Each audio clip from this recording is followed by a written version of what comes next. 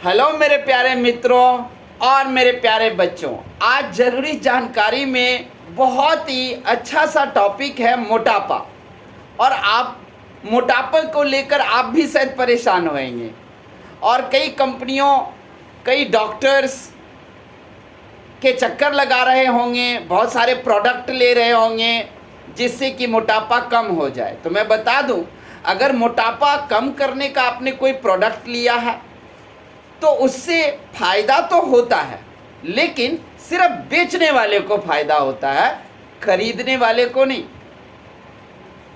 मोटापा है क्या, पहले ये जानिए। मोटापा को आजकल साइंस में अगर आपका बीएमआई अगर 25 यूनिट से ज़्यादा हो जाता है तो उसको हम मोटापा कहते हैं और वो व्यक्ति मोटा हो गया। लेकिन नहीं, मैं जो आपको समझाऊंगा जरा ध्यान से सुनिएगा कि मोटापा जो है वो अलग है और मोटा अलग है।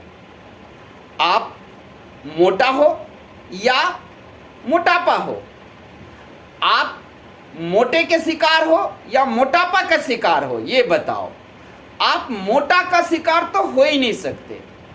मोटे होना कोई बुरी बात है ही नहीं, मोटे होना कहीं से भी गलत नहीं है। कभी कभी मोटा हम पैदा ही लेते हैं, वो जेनेटिक होता है। आपने अपने माता पिता से जो जीन और डीएनए उधार में लिया है, और अगर आप माता पिता मोटे थे तो आप भी मोटे हो जाओगे। इसमें क्या समस्या है? अब प्रश्न उठता है कि मोटा और मोटापा में अंतर क्या है। तो देखो, मोटा हो आपको कोई समस्या ही नहीं है, आप बिल्कुल काम धंधे में बिल्कुल परफेक्ट हो, फुर्ती है, आपके अंदर उत्तेजना है, आपके अंदर शक्ति है, सब कुछ से भरपूर है, मतलब आप ब्रिस्क हो, बिल्कुल फुर्तीला हो। दूसरा होता है मोटापा हम तब उस स्थिति को कहते हैं जब मोटे होने के बाद आपको कोई प्रॉब्लम आने लगती है, जैसे लंग्स प्रॉब्लम आ जाए, चलने फिरने में, या फुर्ती में कमी आ जाए। इस सब में प्रॉब्लम जब आती है तब मोटापा कहलाता है वो। वरना मोटा और मोटापा दोनों अलग अलग चीज़ है। मोटा कोई भी हो सकता है, हमारे देश के सारे नेता मोटा ही है, किसी को कोई समस्या नहीं है, खूब लंबे साल तक जी भी रहे हैं। और मोटापा का मतलब होता है कि आप मोटे होने के बाद किसी समस्या से घिर गए हो, किसी न किसी समस्या आपके बॉडी में आ गई है। तो मैं बता दूं, आपका मोटा होना कोई बुरी बात नहीं है। मोटापा यानी कि समस्या आ गई है तो उसका निजात पा सकते हो। और मोटापा को दूर करने के लिए कहीं जाने की ज़रूरत नहीं है। याद रखिएगा, मैं फिर से बार बार कह रहा हूँ, ना तो कोई दवाई लेने की ज़रूरत है, ना कहीं जाने की ज़रूरत है, क्योंकि मोटापा एक ऐसा समस्या है जिसे हम बड़ी आसानी से खुद से इलाज कर सकते हैं। इसके लिए हमें कहीं भी जाने की ज़रूरत नहीं है। सबसे पहले आप ये देखो कि आपको खाना क्या है, हजम क्या होता है, किस चीज़ को अच्छे से पचा लेते हो। जब आप खाना खाते हो तो खाना खाने के बाद आपको आलस आता है, तो आधे घंटे का आलस सबको आता है, उसकी चिंता नहीं करना है। आधे घंटे 1 घंटे के लिए, क्योंकि बॉडी में जितने भी ब्लड होते हैं ना, वो खाना खाने के बाद अचानक वो सारे पेट में, स्टमक के दीवारों पर पहुंच जाते हैं, तो बॉडी में खून की कमी हो जाती है, तो उस वजह से हो सकता है कि थोड़ा आलस आ जाए। लेकिन खाना खाने के 4 घंटे बाद भी आपको आलस आ रहा है तो आपको वो खाना सूट नहीं किया।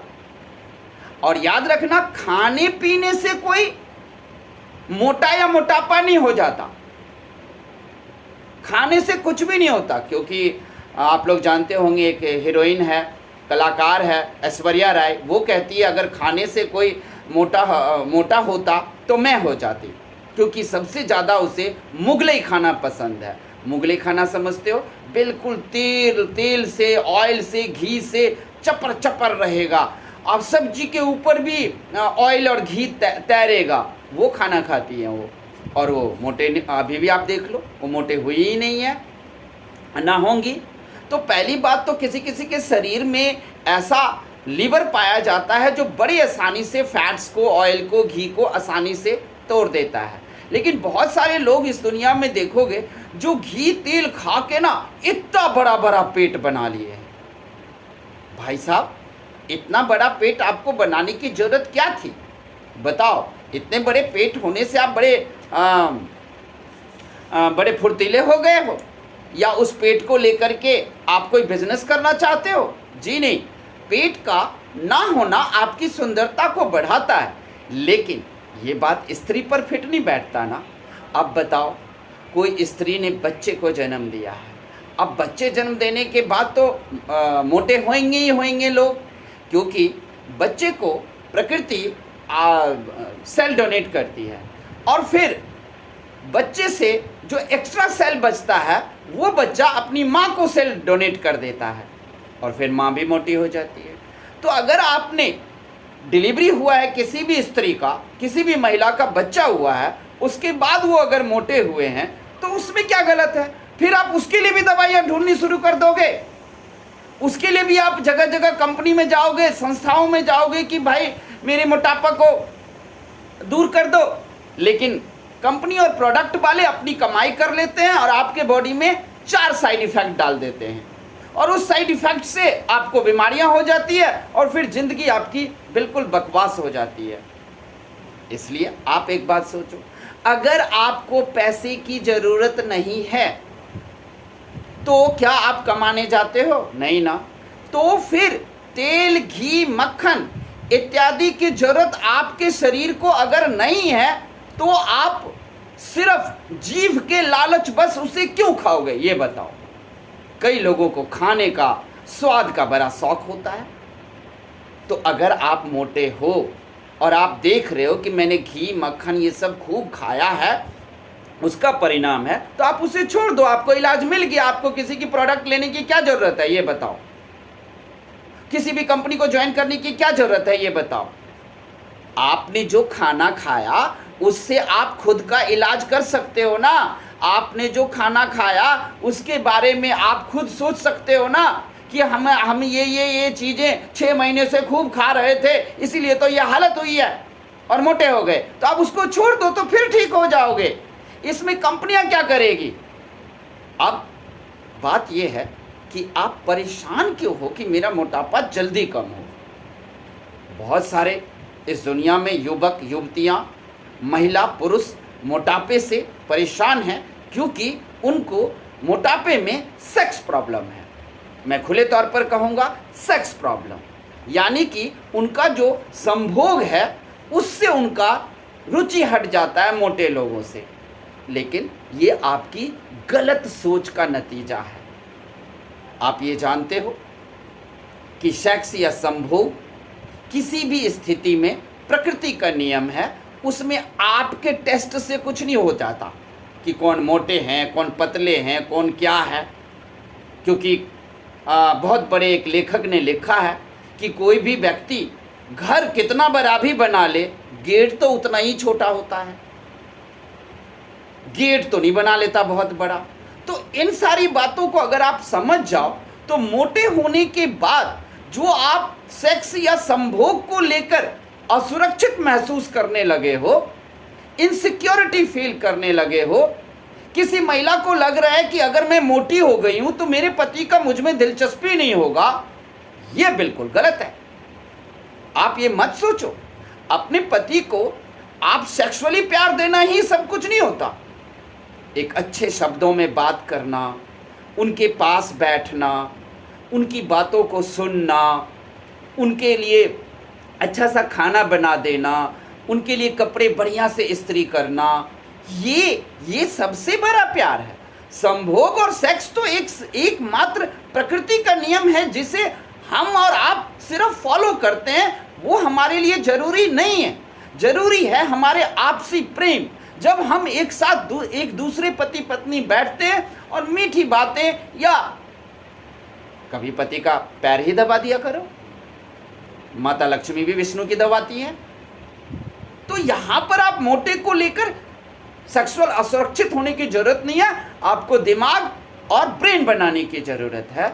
आपको मीठी भाषा और एक अच्छी लैंग्वेज सीखने की जरूरत है, जिस लैंग्वेज में आप अपने पार्टनर से बात करें। तो मोटा होना कोई बुरी बात नहीं है। मोटे होने के बाद अगर मोटापा हो गया, मतलब समस्या आ गई, तब प्रॉब्लम है। तो वो भी सिखा दिया आप क्या खाओगे। अब मैं आपको ज़्यादा अच्छे से बता दूंगा कि मोटापा क्यों नहीं आएगा, क्योंकि मुझे मोटापा नहीं आया। हालांकि हम लोग भी पढ़ाते हैं तो थोड़ा तोंदू पेट तो हो ही जाएगा, हम लोगों का भी तोंदू पेट निकलता है। वो लाइफ स्टाइल पर डिपेंड करता है कि अगर आपका लाइफ स्टाइल जो है बैठे बैठे रहकर पढ़ाते हो या बैठे बैठे रहकर कंप्यूटर चलाते हो, तो डेफिनेटली आपको थोड़ा बहुत पेट उठ तो निकलेगा। उस समय आपको कोई परेशानी है ही नहीं, तो आप उसके लिए कहीं क्यों प्रोडक्ट लोगे, कंपनी क्यों ज्वाइन करोगे, पैसा क्यों खर्च करोगे। उसको ठीक करने के लिए अगर आपको मोटापा से परेशानी है, अब आप मोटे हो और उस मोटे में परेशानी आ गई है, तो ठीक है, चलो व्यायाम कर लो। व्यायाम नहीं कर पाते हो, टहल लो। और ध्यान रखें कि आपके शरीर को जो हजम होता है वही खाएं। अगर किसी चीज़ से जीभ के लालच में ना पड़ें। आपको शराब, बियर, मक्खन, घी, ये सब अगर मोटापा देता है, ध्यान रखना, शराब और बियर मोटापा देता है। और मोटापा है क्या? लीवर का बढ़ जाना। लीवर आपका बहुत बड़ा हो जाएगा, उसके ऊपर काफ़ी सारे फैट्स जमा हो जाएंगे, फिर पैंक्रियाज जो है उसको इंसुलिन पहुंचाएगा नहीं, फिर इंसुलिन और पहुंचाएगा नहीं, और पैंक्रियाटिक जूस नहीं पहुंचाएगा लीवर को, लीवर अच्छे से फंक्शन नहीं करेगा, और फिर आप आलस सा महसूस करोगे। दूसरी बात यह है कि मुझे कोई ऐसी प्रॉब्लम नहीं आई है, ना मैंने लाइफ में कोई दवाई खाई है, ना कुछ खाया है। जब भी थोड़ी सी प्रॉब्लम आती है, आप लोगों को भी आएगी, उस प्रॉब्लम के लिए आप सोच सकते हो कि क्या करना है। ध्यान रखना है एक दो बातें कि आप खाने में क्या करें। सुबह में आप निश्चित तौर से नींबू पानी लें तो बहुत ज़्यादा बेटर है, लेकिन लोग तो चाय, फैन चाय, बिस्किट चाय, ब्रेड ये सब लेने लगेंगे। नहीं, सुबह का नहीं, आप नींबू पानी ले लो, उसके बाद मर्जी हो तो चाय लो, वरना ना लो, शाम को 5 बजे आप चाय ले लो। फिर दिन में जो आप 4-5 रोटी खाते हो वो खा लो। बच्चे लोग जितनी बार मर्जी हो खा सकते हैं, 8 बजे भी खा लें, 12 बजे भी खा लें, 2 बजे भी खा लें, बच्चे लोगों को कोई समस्या नहीं है। मैं वयस्क लोगों के लिए बात कर रहा हूँ कि आप लोग जो खाना खाओगे तो वो सुबह में नींबू पानी ले लो, चाय मन कर रहा है तो पी लो, वरना नहीं पियो, शाम को पीना। फिर आप नाश्ता ले सकते हो, फिर आप लंच भी ले सकते हो, और फिर शाम को चाय 1 कप पी सकते हो, और रात को जो। और खाने में ध्यान रखना कि खाना जो है वो रोटी, भात, चावल, सब्जी, यही सब खाना होता है। खाना ये नहीं होता कि आप मुगलई खाना खाएंगे, तेल से तैरते हुए सब्जियां, तेल में सब्जियां तैर रही होगी, हम वो खाएंगे, ये सब कोई ज़रूरी नहीं है। तो याद रखना कि यही सब चीज़ें होती हैं। और मोटापा होने से किसी की आयु में कमी नहीं आ जाती है, मैं बता दे रहा हूँ। कोई किसी की उम्र कम नहीं हो जाती, ना ही वो जल्दी मर जाते हैं। बस मोटे होने के बाद जो समस्या आई, उस समस्या को आप बड़ी आसानी से खुद ही दूर कर सकते हो। लेकिन कोई महिला अगर बच्चे देने के बाद मोटी हो गई हैं तो वो मोटी ही रहेंगी। पतली अगर होंगी तो 3 साल बाद पतली होना शुरू होंगी, उसमें उनको डाइट को फॉलो करना पड़ेगा। खाना, डाइट को फॉलो करना ये आपके ही हाथ में है, कोई कंपनी या कोई टीचर आपको इसमें आके नहीं सिखा देंगे।